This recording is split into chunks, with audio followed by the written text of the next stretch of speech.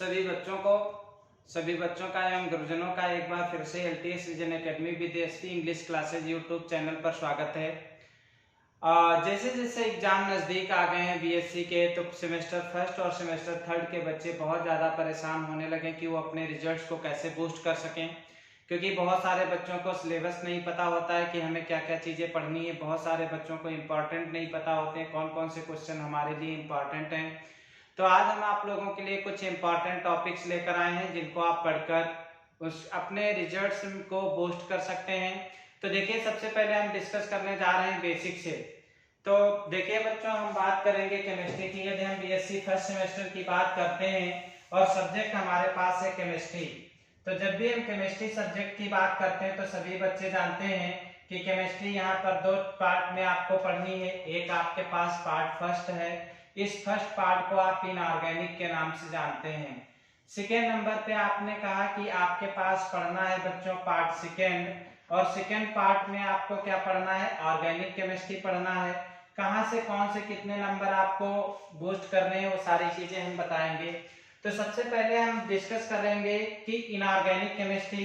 तो आपने बताया कि इनऑर्गेनिक केमिस्ट्री में आपको क्या क्या चीजें रीड करना है। तो सबसे पहले आप देखिए इनऑर्गेनिक केमिस्ट्री होती क्या है।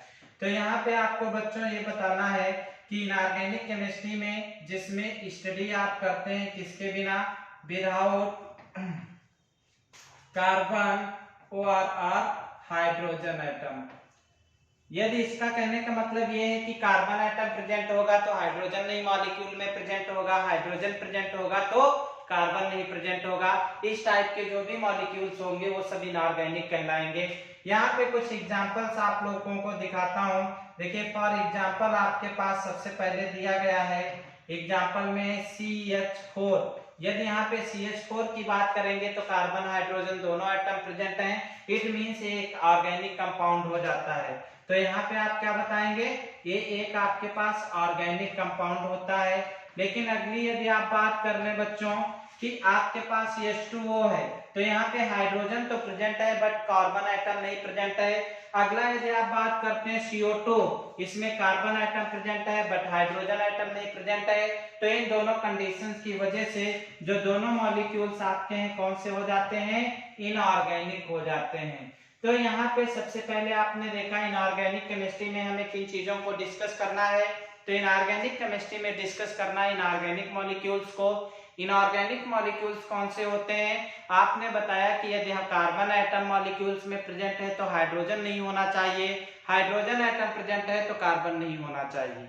यहाँ पे एक अगला एग्जांपल आप देखें, यदि NaCl लेते हैं तो NaCl भी एक इनऑर्गेनिक कंपाउंड है, क्योंकि ना इसमें कार्बन एटम है ना ही हाइड्रोजन एटम है। इसके आगे यदि हम लोग बात करते हैं बच्चों ऑर्गेनिक केमिस्ट्री की बात करते हैं, तो ऑर्गेनिक केमिस्ट्री की जब बात करते हैं तो यहाँ पे आपने बताया है जिसमें दोनों एटम प्रेजेंट होते हैं। यानी जो आप स्टडी करते हैं, स्टडी विथ किसके साथ करते हैं बच्चों? कार्बन एंड हाइड्रोजन एटम के साथ करते हैं। किसमें? इन अ मॉलिक्यूल। वही आपके पास ऑर्गेनिक मॉलिक्यूल होते हैं। क्या होते हैं बच्चों? ऑर्गेनिक मॉलिक्यूल होते हैं। In a molecule is called organic molecule. Organic molecule. यहाँ पे यदि आप एग्जांपल्स देखना चाहते हैं तो एग्जांपल में बताया कि सबसे पहले आपके पास एग्जांपल्स क्या होता है? CH4। अभी आपने प्रीवियस पढ़ा है कि CH4 एक कौन सा कंपाउंड है? ऑर्गेनिक कंपाउंड है। अगली कंडीशन आप देखिए C6CH12O6। यहाँ पे कार्बन भी प्रेजेंट, हाइड्रोजन भी प्रेजेंट है, तो ये भी कौन सा है बच्चों? ऑर्गेनिक मॉलिक्यूल है। अगली कंडीशन आपके पास आती है CHCl3। कार्बन हाइड्रोजन दोनों चीजें हैं, इसलिए कंपाउंड कैसा हो जाएगा बच्चों? ऑर्गेनिक हो जाएगा। बट यहीं पे यदि आपको दे दिया जाए CCl4 तो ये आपके पास कैसा हो जाता है? इनऑर्गेनिक हो जाता है। तो सबसे छोटी सी बात यहाँ पे की गई कि इनऑर्गेनिक और ऑर्गेनिक कंपाउंड्स में क्या डिफरेंस होता है, इसको हम कैसे पहचानेंगे, तो यहाँ पे क्लियर होता है। धीरे धीरे हम स्टार्टिंग करते हैं बच्चों, अपने टॉपिक्स की स्टार्टिंग करते हैं। जब भी हम टॉपिक की स्टार्टिंग करते हैं तो इसमें आपने बताया कि हमें क्या पढ़ना है, पार्ट सेकेंड पढ़ना, ऑर्गेनिक कंपाउंड पढ़ना। और ऑर्गेनिक कंपाउंड्स में जो दिया गया है सिम्टम में, वहां पे पहला कॉन्सेप्ट दिया गया हाइब्रिडाइजेशन। ये हाइब्रिडाइजेशन क्या होता है और इसका इंपॉर्टेंट क्या है, तो यहाँ पे बता दूं, जो बच्चे नीट कर रहे हैं, जो बच्चे IIT कर रहे हैं, जो बच्चे अदर कॉम्पिटिटिव एग्जाम कर रहे हैं साइंस स्ट्रीम के, उनके लिए हाइब्रिडाइजेशन बहुत ही इंपॉर्टेंट कॉन्सेप्ट है, क्योंकि नीट में यहाँ से 2 से 3 क्वेश्चन हर बार आते हैं सिर्फ हाइब्रिडाइजेशन से, जो बच्चे अक्सर गलत कर देते हैं। तो हाइब्रिडाइजेशन होता क्या है, रियल लाइफ में इसका क्या एग्जांपल्स हैं, कैसे केमिस्ट्री में वर्क करते हैं। तो हाइब्रिडाइजेशन का मतलब ओनली होता है बच्चों मिक्सचर, किसी दो चीजों को आपस में मिक्स कर देना ही क्या कहलाता है, मिक्सचर। अब यहाँ पे हम बात करेंगे केमिस्ट्री की। तो जब हम केमिस्ट्री में हाइब्रिडाइजेशन की बात करते हैं तो आपने यहाँ पे बता रखा है बच्चों कि इंटरमिक्सिंग ऑफ किसकी बात करते हैं, ऑर्बिटल्स, इंटरमिक्सिंग ऑफ ऑर्बिटल्स। तो इसके पहले आप इतनी चीज जोड़ सकते हैं, the process in which intermixing of orbitals is called, वही क्या कहलाता है, हाइब्रिडाइजेशन, इज कॉल्ड हाइब्रिडाइजेशन। जब भी हम यहाँ पे एग्जांपल्स की बात करते हैं तो आप देखिए, फॉर एग्जांपल की बात कीजिए यहाँ पे बच्चों। तो एग्जांपल्स के केस में आपने कहा है एक आपके पास s ऑर्बिटल है, एक कौन सा है, p ऑर्बिटल है। दोनों को हम कंबाइन कर देते हैं तो हमारे पास कौन सा ऑर्बिटल आ जाता है, sp ऑर्बिटल आ जाता है। यदि इस कंडीशंस में हम देखें तो दोनों हमारे पास सेपरेट हैं, इसका मतलब प्योर ऑर्बिटल है। और जो भी हमारे पास प्योर ऑर्बिटल होते हैं ये क्या कहलाते हैं, अनहाइब्रिड ऑर्बिटल होते हैं। ये क्या होते हैं बच्चों, अनहाइब्रिड ऑर्बिटल होते हैं। और जब हम बात करते हैं किसकी, यहाँ पे तो आपने देखा ये दोनों कैसे ऑर्बिटल हैं, मिक्स ऑर्बिटल हैं। और जब मिक्स ऑर्बिटल है इसीलिए इनको आप क्या कहते हैं, हाइब्रिड ऑर्बिटल कहते हैं। क्या कहते हैं बच्चों, हाइब्रिड ऑर्बिटल कहते हैं। यहाँ पे बहुत ही इंपॉर्टेंट एक चीज दिया गया है जहां पे आप पढ़ते हो टाइप ऑफ हाइब्रिडाइजेशन। जब भी हम टाइप ऑफ हाइब्रिडाइजेशन की बात करते हैं तो आपने बताया यहाँ पे जो हाइब्रिडाइजेशन है इसको हम 2 कैटेगरी में डिवाइड कर लेते हैं। 2 कैटेगरी मतलब क्या होता है बच्चों, आपने इसके पहले पढ़ा है कि एक आपके पास इनऑर्गेनिक केमिस्ट्री होती है और दूसरी कौन सी है आपके पास, ऑर्गेनिक केमिस्ट्री है। जब भी आप इनऑर्गेनिक की बात करते हैं इसमें आपको मिनिमम 6 टाइप का हाइब्रिडाइजेशन पढ़ने को मिलता है। और जब भी आप ऑर्गेनिक की बात करते हैं इसमें आपका 3 टाइप का हाइब्रिडाइजेशन होता है। ये 6 टाइप का हाइब्रिडाइजेशन किसको एक्सप्लेन करता है, तो ध्यान रखना बच्चों, इनऑर्गेनिक केमिस्ट्री में ये एक्सप्लेन करता है स्ट्रक्चर को। किसको एक्सप्लेन करता है, structure of the molecule explain करता है।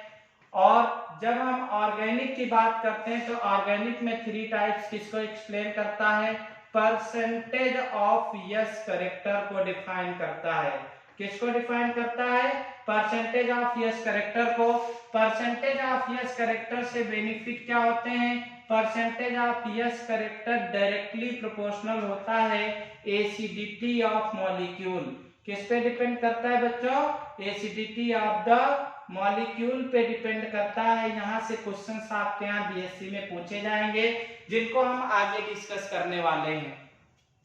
तो यहाँ पे देखिए अब हम बात कर लेते हैं कि कौन कौन से हमारे पास टाइप होते हैं। तो आप यहाँ पे पढ़ रहे हैं ऑर्गेनिक केमिस्ट्री, तो ऑर्गेनिक केमिस्ट्री के अकॉर्डिंग ही हम आप लोगों को लेकर चलेंगे बच्चों। तो ऑर्गेनिक केमिस्ट्री में कितने टाइप के पढ़ने हैं, 3 टाइप के पढ़ने हैं। यहाँ पे कितने टाइप के पढ़ने हैं, 3 टाइप्स के हमें पढ़ने हैं। और ये तीनों टाइप कौन कौन से होते हैं, सबसे पहले नंबर पे देखना, इधर एक आप सीरियल नंबर डाल लीजिए। सीरियल नंबर आपने डाल लिया, यहाँ पे आप हाइब्रिडाइजेशन डाल लीजिए। हाइब्रिडाइजेशन के बाद आपके पास क्या एक डाल लेना है बच्चों, नंबर ऑफ ऑर्बिटल डाल लेना। इसका यूज हम आगे आपको बताएंगे। नंबर ऑफ ऑर्बिटल के बाद आपको यहाँ पे शेप डाल लेना या स्ट्रक्चर्स आपको बना लेना है। तो पहले नंबर पे आपने डिस्कस किया कि फर्स्ट नंबर जो हमारे पास है इस पे हाइब्रिडाइजेशन कौन सा होता है, sp होता है। जब भी हम ऑर्बिटल्स की बात करते हैं तो आपने बताया कि एक s ऑर्बिट आपका ओवरलैप कर रहा प्लस दूसरा p p ऑर्बिटल, तो टोटल नंबर ऑफ ऑर्बिटल 2 होते हैं। अब इस 2 के केस में आपने क्या बताया बच्चों, स्ट्रक्चर जो भी आपके पास बनता है वो लीनियर, एक साइड में यस हो गया, एक साइड में p, तो स्ट्रक्चर हमारे पास कैसा ड्रा हो जाता है, लीनियर ड्रा होता है, जिसका बॉन्ड एंगल कितना हो जाता है, 180 हो जाता है। इसमें यदि आप परसेंटेज ऑफ यस करेक्टर को देखेंगे तो 50% है, क्योंकि आप जानते हैं जब भी हम किसी भी परसेंटेज की बात करते हैं तो 100% पे वर्क करता है। सेकेंड नंबर जब बात करते हैं यहाँ पे, तो सेकेंड नंबर पे कौन सा आ जाता है, sp2 आ जाता है। यहाँ पे यस का एक ऑर्बिट है और p के कितने हैं, 2 हैं, टोटल ऑर्बिटल कितने आ जाते हैं, 3 आ जाते हैं। और यहाँ पे जो हमारे पास स्ट्रक्चर बन जाता है ट्राइगोनल बन जाता है। इस स्ट्रक्चर्स को यदि हम इस तरीके से मैथमेटिकली रिप्रेजेंट करें तो एक हमारे पास ट्राइंगल शेप बन जाता है, इसीलिए इसका नाम होता है ट्राइगोनल प्लेनर। इसका एक नाम और भी होता है जिसमें बीएससी से क्वेश्चन आता है कि प्लेनर। इस पे आगे क्वेश्चंस करवाएंगे, ध्यान रखना बच्चों। यदि आप इसमें परसेंटेज ऑफ यस करेक्टर को चेक करते हैं तो यहाँ पे 33.33% आता है, और जब परसेंटेज ऑफ पी की बात करते हैं तो 66.66% आता है। अगली बात हम करते हैं बच्चों, थर्ड नंबर पे हमारे पास आता है sp3 हाइब्रिडाइजेशन। sp3 बस यही 3 आपके ऑर्गेनिक में पाए जाते हैं। इसमें नंबर ऑफ ऑर्बिटल्स की बात करें तो 4 होते हैं। ये 4 कहां से आए, एक यस का होता, 3 p के होते, टोटल 4 होते हैं। इस कंडीशन में आपके पास बनने वाली जो ज्योमेट्री होती बच्चों टेट्राहेड्रल होती है। यहाँ पे इस तरीके से आप ड्रा कर देते हैं। इसके बॉन्ड एंगल की बात करते हैं तो 109 डिग्री 28 मिनट होती है बच्चों, और इसका नाम क्या हो जाता है, टेट्राहेड्रल हो जाता है। यहाँ पे जब आप बात करते हैं परसेंटेज ऑफ यस करेक्टर की, तो इस कंडीशन में 25% आपके पास क्या रह जाता है, यस रह जाता है। जब परसेंटेज ऑफ पी की बात करते हैं तो कितना आ जाता है, 75% आ जाता है। कितना आ जाता है बच्चों, 75% आ जाता है। तो आपको इतनी चीजें हाइब्रिडाइजेशन से यहाँ पे ध्यान रखनी है जिनका आगे काफी यूज होगा।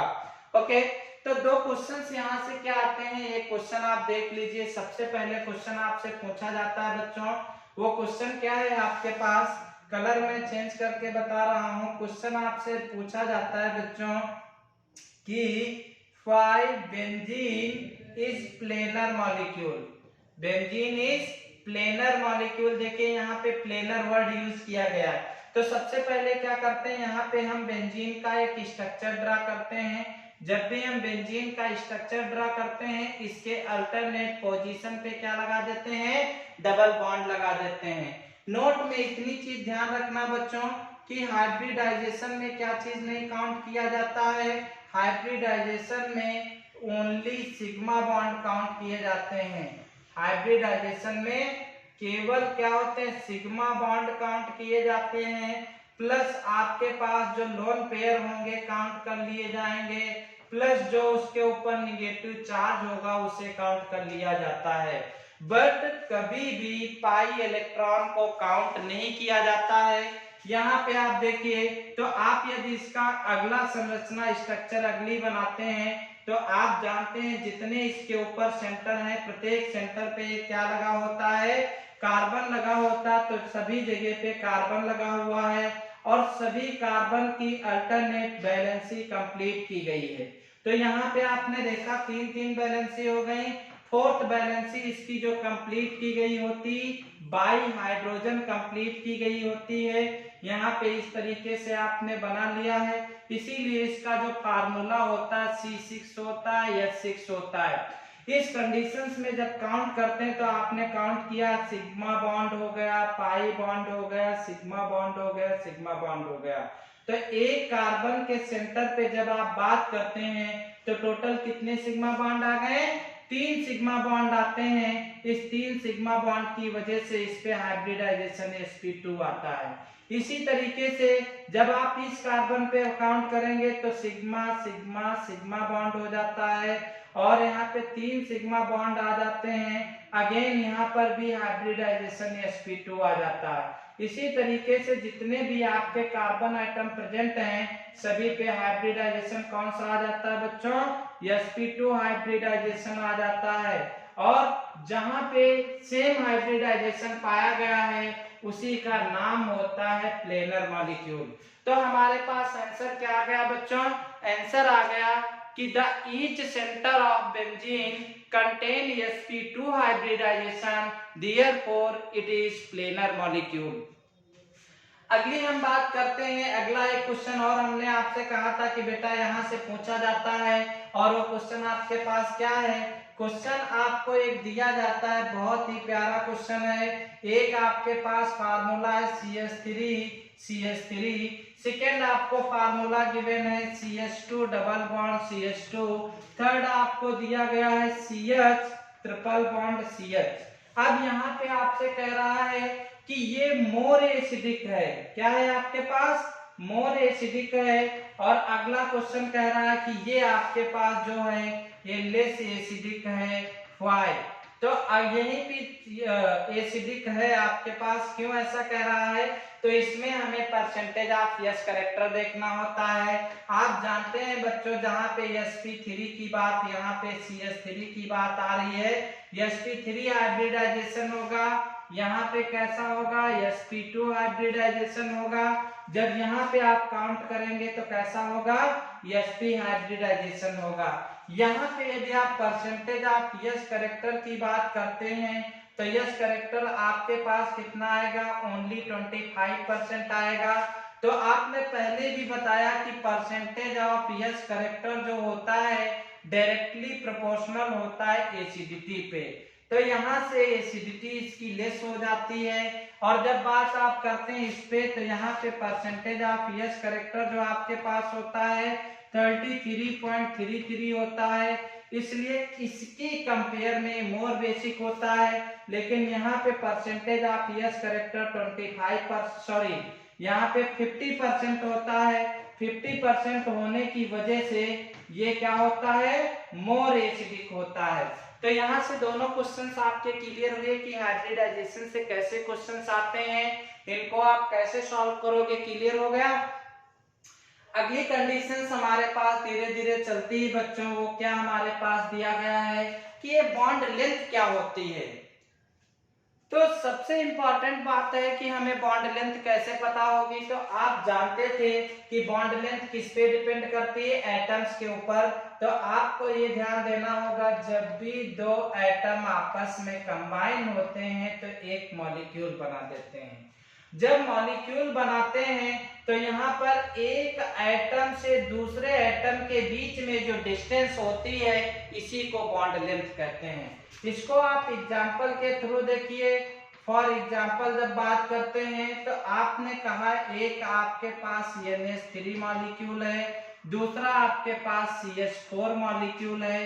तो यहाँ पे जब बात करेंगे तो बॉन्ड लेंथ यहाँ पे क्या होती है, नाइट्रोजन और हाइड्रोजन के बीच में जो बॉन्ड बना हुआ है ये जो लेंथ है इसी को आप बॉन्ड लेंथ कहते हैं। क्या कहते हैं बच्चों, बॉन्ड लेंथ कहते हैं। बॉन्ड लेंथ को इफेक्ट कौन करता है, कौन कौन से फैक्टर, तो आपसे पहले डेफिनेशन देख लीजिए बॉन्ड लेंथ की क्या होती है।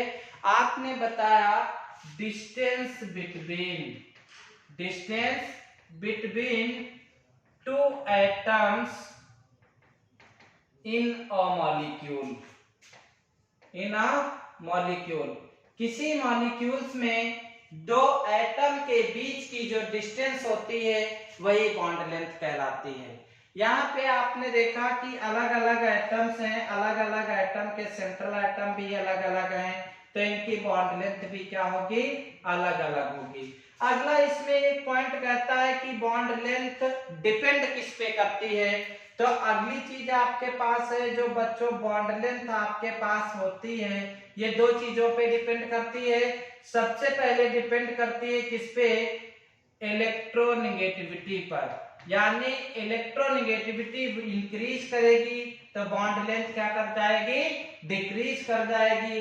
सेकेंड नंबर पे आपके पास आता है कि जो बॉन्ड लेंथ आपकी है ये किस पे डिपेंड करती है, बॉन्ड ऑर्डर पे डिपेंड करती है।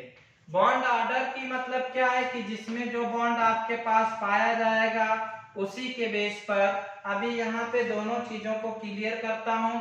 सबसे पहले इलेक्ट्रोनेगेटिविटी का क्या मीन है, यहाँ पे आप ध्यान रखना बच्चों, इलेक्ट्रोनेगेटिविटी का मीन ये है यदि कार्बन कार्बन के बीच में कोई बॉन्ड पाया जाएगा सिंगल बॉन्ड, तो इसकी बॉन्ड लेंथ होती 1.54 एंगस्ट्रॉम। लेकिन यही कार्बन से नाइट्रोजन के बीच की बात होगी तो इलेक्ट्रोनेगेटिविटी इंक्रीज कर रही है, मतलब इसकी बॉन्ड लेंथ क्या कर जाती है, डिक्रीज कर जाती है, 1.40 एंगस्ट्रॉम हो जाती है। तो जैसे जैसे इलेक्ट्रोनेगेटिविटी इंक्रीज करेगी वैसे वैसे बॉन्ड लेंथ इसकी क्या कर जाएगी, डिक्रीज कर जाएगी। अगली बात बॉन्ड ऑर्डर पे कैसे डिपेंड करता है। बॉन्ड ऑर्डर पे देखिए बच्चों, आप जानते हैं एक सिंगल बॉन्ड होता है, सेकेंड डबल बॉन्ड होता है, थर्ड ट्रिपल बॉन्ड होता है। जब हम सेकेंड बॉन्ड की बात करते हैं तो इसकी बॉन्ड लेंथ 1.54 एंगस्ट्रॉम होती है। जब हम बात करते हैं डबल बॉन्ड की तो 1.34 एंगस्ट्रॉम होती है। लेकिन जब हम ट्रिपल बॉन्ड की बात करते हैं तो 1.20 एंगस्ट्रॉम होती है। इट मीन्स जैसे जैसे हमारे पास बॉन्ड ऑर्डर इंक्रीज करता है वैसे वैसे बॉन्ड लेंथ क्या कर जाती है, डिक्रीज कर जाती है। तो यहाँ पे ये सारे कॉन्सेप्ट क्लियर हुए। अगला हमारे पास कॉन्सेप्ट है बॉन्ड एनर्जी। तो अभी आप सब बच्चों ने देखा था कि प्रीवियस जो हेडिंग पढ़े थे बॉन्ड लेंथ, कि जब दो एटम आपस में कंबाइन होते हैं तो एक मॉलिक्यूल का फॉर्मेशन होता है। मॉलिक्यूल्स में एक एटम से दूसरे एटम के बीच में जो डिस्टेंस होती है उसको हम बॉन्ड लेंथ कहते हैं। तो जो बॉन्ड बना है अब उसको ब्रेक भी तो करना है। तो यहाँ पे एनर्जी, बॉन्ड एनर्जी क्या होती है, आपने बताया किसी मॉलिक्यूल में प्रेजेंट बॉन्ड को ब्रेक करने के लिए रिक्वायर्ड एनर्जी, किसी बॉन्ड को ब्रेक करने के लिए जो रिक्वायर्ड एनर्जी होती है वही क्या कहलाती है, बॉन्ड एनर्जी कहलाती है। तो डेफिनेशन देखिए बच्चों क्या होगी आप लोगों की, कि the minimum energy required to break a covalent